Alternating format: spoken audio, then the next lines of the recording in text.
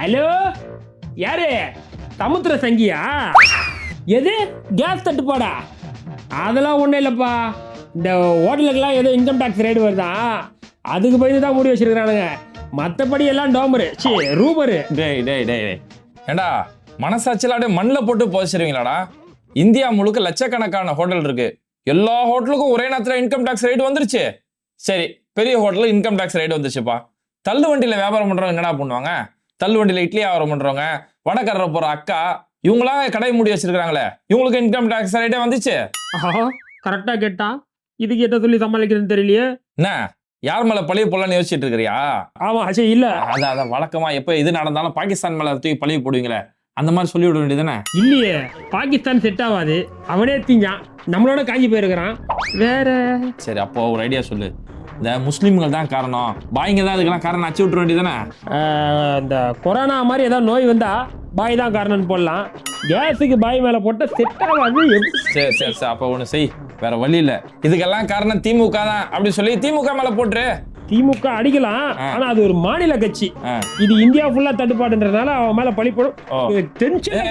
செம்ம ஐடியா ஒன்று சொல்றேன். கடைசி ஆயுதம் நேரு. இதுக்கெல்லாம் நேரு தான் காரணம்னு சொல்லி முச்சு விட்டுரு. நேரு, ஆஹா பாய், அற்புதமான ஐடியா கொடுத்துருக்கிறியே. இப்ப பாரு மக்களே, இந்த சிலிண்டர் தட்டுப்பாடுக்கு காரணம் ஜவஹர்லால் நேரு தான். அவரு மட்டும் அந்த காலத்துல கேஸை வாங்கி ஸ்டாக் பண்ணி வச்சிருந்தா இன்னைக்கு இந்த நிலைமை வந்திருக்குமா அப்படின்னு சொல்லி அடிச்சு விட்டுறவா? வெக்கமே இல்லைல்ல? வெக்கமா? அது எங்க இந்த பக்கம்? வெக்கப்பட்டாலாம் சங்கியா வாழவே முடியாது. கோவியா? ஏண்டா ஒரு பிரச்சனை சில நாள் நடந்தா கூட கேஸ் தட்டுப்பாடு தலைவலிச்சாடு உங்களால சமாளிக்க முடியல. இந்த லட்சணத்துல தான் தாமரை ஆட்சி பண்ணிட்டு இருக்கிறீங்க பாய். அதுக்கும் சூப்பர் ஐடியா ஒன்று வச்சிருக்கிறோம். இந்த கொரோனாலாம் வந்தப்போ கோ கொரோனான்னு வச்சு தட்ட சொன்னாரு பத்தியா?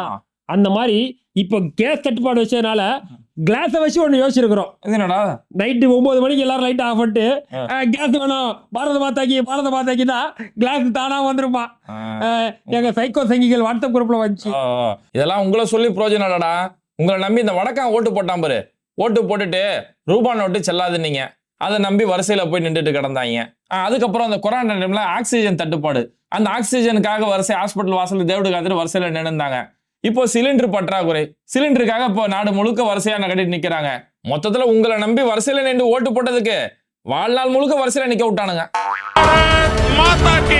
அவ்வளவுதான், நம்மள முடிச்சு விட்டீங்க போங்க.